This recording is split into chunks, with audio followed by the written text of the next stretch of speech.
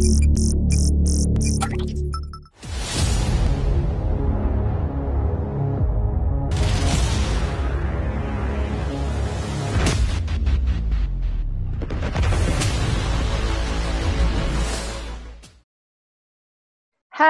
Assalamualaikum dan salam sejahtera. Selamat pagi ataupun selamat petang ataupun selamat malam kepada tuan-tuan dan puan-puan yang sedang melihat program ini pada hari ini. Dan di sini saya akan menyampaikan modul kami yang keempat buat program kami, program intervensi industri catering. Modul keempat lah bertajuk Turn Lemon into Lemonade. Okey, sebelum tu saya ingin memperkenalkan nama saya lah. Nama saya Siti Salwaniza binti 7, bernombor matriks 65225, akan menyampaikan tentang modul keempat inilah. Dan di modul keempat ni ada dua presenter, penyampai, dan saya yang pertama, dan seterusnya akan saudari Sarah Afika akan menyampaikanlah seterusnya sambungannya. Dan pengenalan lain adalah saya adalah salah seorang juga pelatih kaunselor di Unimas. Macam yang anda tahu, program ini adalah anjuran pelatih kaunselor di Unimas dan juga Kelab Prama Unimas. Jadi untuk modul keempat, kenapa kami pilih tajuk Turn Lemon into Lemonade? Kerana daripada tajuk pun kita sudah tahu, kami ingin menyampaikan yang dari satu benda boleh menjadi benda yang lain. Walaupun lemon tu kan buah, dia dari buah, walaupun dia boleh dimakan begitu saja, tapi ada juga cara lain yang boleh mengubah lemon itu untuk menjadi minuman, iaitu lemonade. Macam tu maksud dia di sana, adanya cara lain, adanya dua cara berbeza untuk satu benda. Macam dia macam win-win situation ataupun campak satu batu kena dua burung, something macam itulah, di mana ada keuntungan di mana-mana. Cuma kena fikirlah macam mana untuk mengubah benda itu. Dan saya harap perkongsian kami pada hari ini untuk modul keempat dapat memberilah kepada tuan-tuan dan perempuan sedikit sebanyak info macam mana kami ingin menyampaikan apa intipati, apa isi-isi untuk modul keempat ini. Jadi jom kita tengok ke objektif modul ini. Okey, objektif modul ini untuk yang pertama adalah memberikan definisi dan kepentingan berfikir di luar kotak. Yang kedua, mengenal pasti personaliti diri sendiri melalui ujian psikometrik minat kerjaya Holland. Yang ketiga, menyenaraikan idea-idea perniagaan atau pekerjaan sampingan lain yang boleh dilakukan yang selari dengan personaliti diri. Yang keempat, membuat refleksi diri dalam pemilihan perniagaan atau pekerjaan sampingan yang bakal dijalankan. So, objektif ini kami harap tuan-tuan dan puan-puan dan penonton-penonton sekalian lah dapat kita panggil dapatlah objektif ni. Jadi seterusnya kita pergi kepada persoalan berfikir di luar kotak. Apa tu? Mesti tuan-tuan dan puan-puan pun terfikir apa maksud berfikir di luar kotak. Tapi saya yakin tuan-tuan dan puan-puan dan penonton-penonton sekalian lah mesti pernah dengar perkataan ini disebut dulu. Kalau bukan waktu sekolah, mungkin waktu di rumah ke ataupun waktu bekerja. Maksud berfikir di luar kotak. Cuba tuan-tuan dan perempuan fikirkan sejenak. Apa maksud berfikir di luar kotak? Adakah kita keluar kotak tu kita berfikir? Ataupun macam mana? So, maksud berfikir di luar kotak, ada banyak maksud lah. Tapi untuk yang ni adalah berfikir di luar kotak membawa maksud berfikir di luar kebiasaan dan mencabar tradisi dengan membangkitkan rasa tidak puas hati dan mengeluarkan diri dari zon selesa. Ini daripada website Media Permata 2 Julai 2018 lah. Jadi apa maksud dia? Kalau saya boleh jelaskan adalah berfikir di luar kotak ni adalah apabila kita fikir di luar daripada kebiasaan kita, di luar daripada benda yang kita selalu buat. Macam kita tidak terfikir pun kita mau buat benda tu. Kita boleh buat benda tu macam itulah. Dan juga untuk berfikir di luar kotak ni adalah untuk mencabar tradisi, which is maksudnya contohlah dalam kita bekerja. Contoh kalau untuk industri catering, mungkin selama ni kita fikir untuk menjual makanan dengan orang order kita jual besar-besar. Kita cater dia orang punya permintaan macam tu. Tapi bila dalam keadaan pandemik sekarang macam mana? Macam mana kita mau mungkin kita cabar tradisi, kita fikir luar kotak. Macam mana kita masih mau meneruskan kita punya industri ni ataupun kita untuk cari kita panggil income lain. Sementara masih ada kerja tapi tidak ada pelanggan kan, kita cari income lain. Kita cabar tradisi orang lain daripada stay dan kita cari duit lain lah macam tu. Ataupun dari cara lain, mencabar tradisi ni adalah di mana contoh apabila keluarga kita biasa sudah buat benda, contoh kalau kita masak, bukan keluarga lah, okay, di kita punya tempat kerja, kita kerja di tempat buat kek contohnya. Pekerja A sampai pekerja D, dia buat kek, dia punya step mesti dari 1, 2, 3, 4 gitu.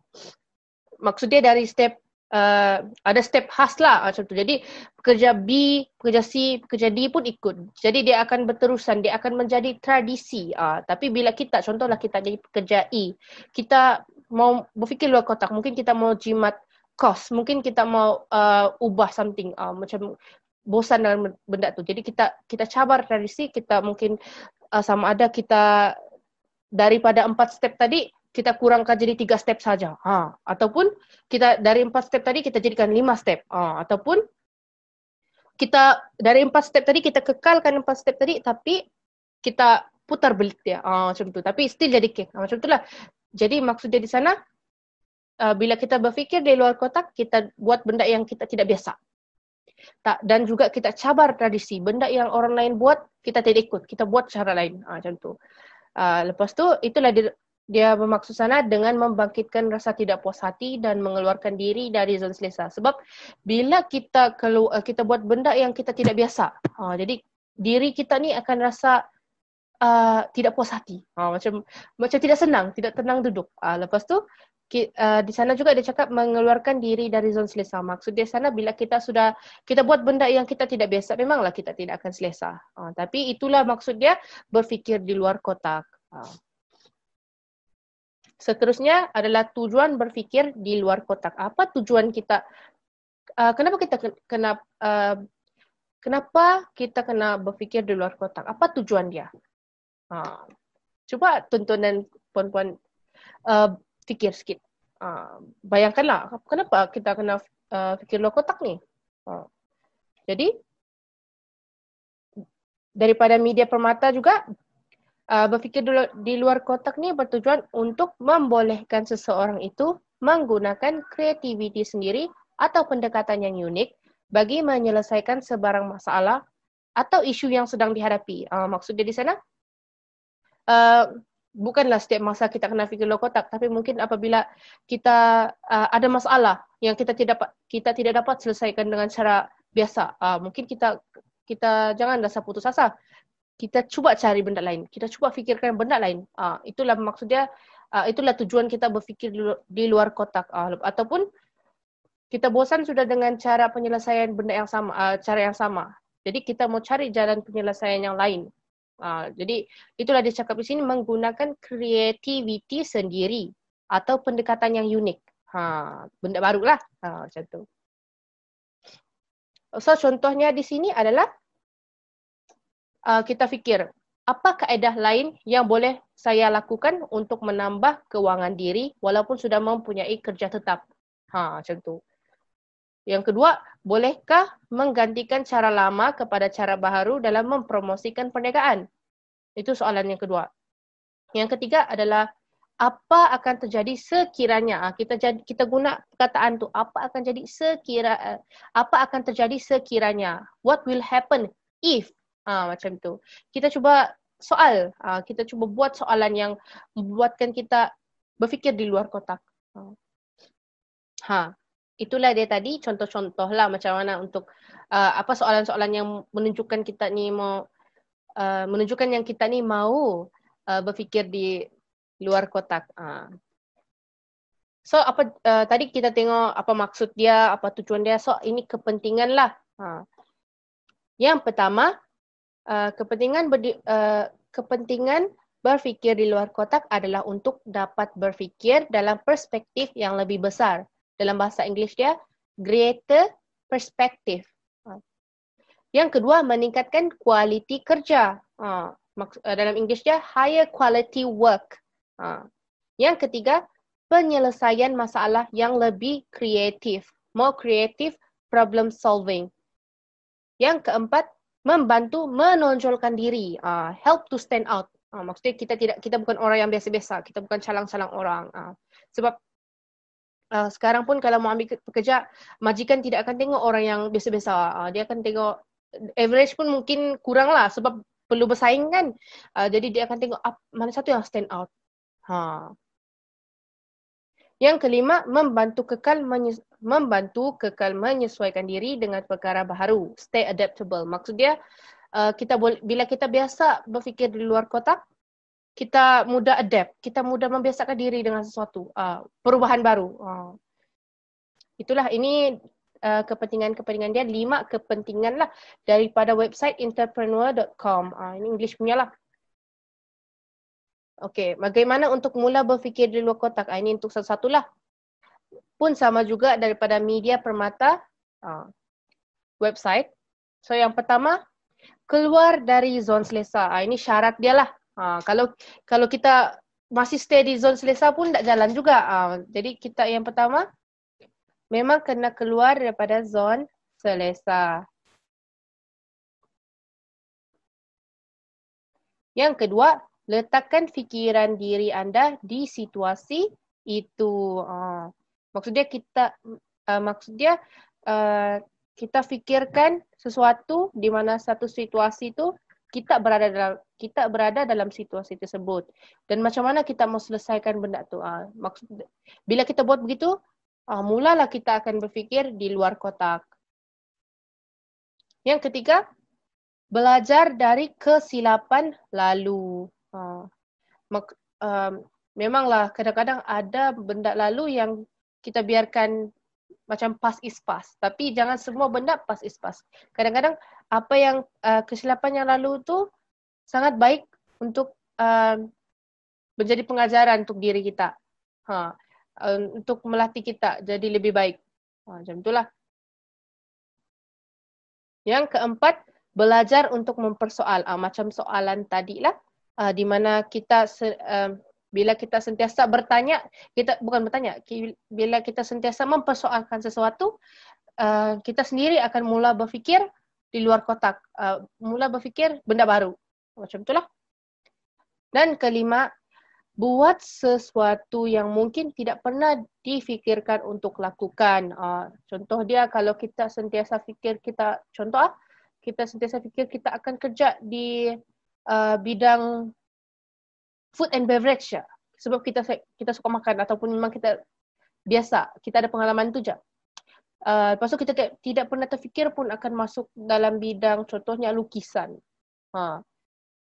Kita jangan hadkan diri kita dengan satu benda aja ataupun macam kita bagi limit pada diri lah. Jangan. Kita cuba buat benda yang kita tidak pernah fikir pun untuk lakukan. Mungkin kalau sekarang kita bekerja di bahagian industri food and beverage, kita pun ada pengalaman tu, tapi kita cuba cabar diri kita untuk buat benda yang lain daripada lain. Contoh, kita bekerja di bidang lukisan, macam tadi saya sebutlah, bidang lukisan ataupun tiba-tiba masuk bidang muzik, gitu, jauh kan? Kita cubalah. Itulah, jadi soalan dia, adakah anda berani menyahut cabaran untuk berfikir di luar kotak? Cuba tanya diri anda. Macam mana kita cuba cabar diri kita. Beranikah kita berfikir di luar kotak? Beranikah kita buat apa yang kita fikirkan? Macam tu. Tapi itu tanya diri sendirilah. Tengok juga, memanglah kita tengok juga kemampuan. Tapi macam saya cakap tadi, jangan kita limit diri kita untuk membuat sesuatu. Kita cuba dulu. Kalau sudah cuba tapi tidak dapat, barulah mungkin kita cuba lagi dulu. Gitulah. Cuba dan cuba. Kalau masih tidak dapat, mungkin memang bukan kita panggil rezeki lah untuk buat benda lain daripada yang kita lain. Itulah. Tapi jangan pernah putus asa untuk mencuba benda baru, untuk berfikir benda baru, untuk berfikir di luar kotak. Jadi aktiviti dia kita buatlah. Kalau kita luangkan dalam masa 2 minit, di mana penonton-penonton sekalian, ambil kertas, ambil pen ataupun pensel. Ataupun kalau tidak dapat, mungkin guna phone saja. Sambil-sambil tengok video ni kan, kita pergi tekan, kita kasih dia jadi home. Kita pergi home, kita tekan notes kita yang ada di phone, kita tulis. Sekurang-kurangnya 3 soalan, untuk kita mula berfikir di luar kotak. Ambil contoh yang tadi lah awal-awal, mungkin kita boleh fikir, mungkin tanya diri kita lah sebagai contoh, apa yang saya boleh buat untuk tambah pendapatan baru esok, macam tu. Lebih baguslah kalau kita terus, sebab bila kita ada soalan tu, dia akan buat diri kita mula berfikir. Fikir dulu, fikir, barulah akan dapat jawapan. Kita cari, kita buat benda tu. Okay, saya bagi 2 minit lah. Mana set timer dulu kejap lah. Dalam 2 minit.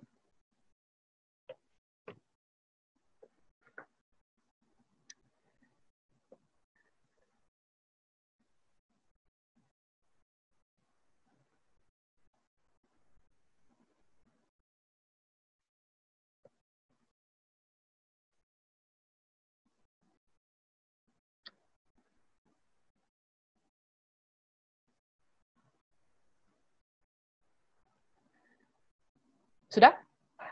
Walaupun belum 2 minit. Tapi kalau mau betul-betul 2 minit, mungkin boleh pause video ni dan start play balik. Lepas sudah buat 3 soalan tu. Okay. Sekarang, seterusnya jadikan soalan-soalan tersebut sebagai pendorong harian anda. Itulah tadi saya suruh, bukan saya suruh, saya list sana 3 soalan. Jadi maksud, boleh lebih, tapi jangan kurang lah kalau boleh. Sebab kita mau jadikan soalan-soalan tu sebagai pendorong harian kita. Ambillah, buatlah soalan yang penting, janganlah yang remeh. Tapi boleh jugalah untuk, kalau benda remeh tu untuk kepentingan diri, boleh. Tapi kalau setakat saja-saja tulis, baik jangan. Kita cuba set goals for ourselves, something macam tu. Lepas tu cubalah untuk mencari jawapan untuk soalan tersebut. Macam tu tadi saya cakap lah, maybe set it as your goals. Okay, seterusnya kita pergi pula ke teori perkembangan kejayaan Holland. Pernah dengarkah? Tuan-tuan dan puan-puan pernah dengarkah Holland? Even perkataan Holland je pun. Kalau tidak pernah dengar, tidak apa. No problem. Kita akan dengar sama-sama lah. So, di sini teori perkembangan kejayaan Holland, di bawah tu ada reference dia. Dipelopori oleh John L. Holland. John L. Holland tu ahli psikologi. Founder lah. Founder teori ni. Teori ini mengatakan bahawa personality manusia boleh diklasifikasikan kepada jenis-jenis tertentu dan sekiranya digabungkan, dikenali sebagai RIASEC. R-I-A-S-E-C. Jadi, dalam teori Holland ni, dia menceritakanlah tentang personality manusia. Memanglah manusia ni banyak personality, tapi untuk teori Holland ni, yang khas untuk perkembangan kejayaan lah. Dia list 6. Dan bila huruf pertama setiap 6 personality itu digabungkan, jadilah dia riasat. Jadi dalam slide seterusnya kita tengok. Belum lagi. Berdasarkan personality tersebut, seseorang itu perlu menyesuaikannya dengan pilihan pendidikan dan pekerjaan untuk mendapatkan pemadaman yang tepat dan sesuai agar orang tersebut mendapat kepuasan kerjaya dan kehidupan. Maksudnya di sini, dengan personality itu, kalau kita tahu awal lah, dia boleh jadi satu advantage kepada diri kita untuk pilih bidang pendidikan yang sesuai dengan personality, ataupun kalau sudah bukan dalam bidang pendidikan sudah, kita dalam bidang pekerjaan, kita boleh juga guna personality itu untuk cari pekerjaan yang sama, yang boleh match ataupun yang tidak jauh lah. Supaya bukan tidak boleh, macam contoh kalau personality ini tidak sesuai dengan pekerjaan ni, bukan tidak maksud dia kita tidak boleh ambil pekerjaan tu. Tapi untuk bila kita padankan dia dengan personality dan pekerjaan yang sesuai, mengikut teori Holland lah, dia boleh membuatkan orang tu rasa kepuasan kerjaya dan kehidupan. Dia rasa macam complete lah, macam tu. Senang saya buat kerja. Macam tu lah. Itulah teori Holland ni dia cuba sampaikan.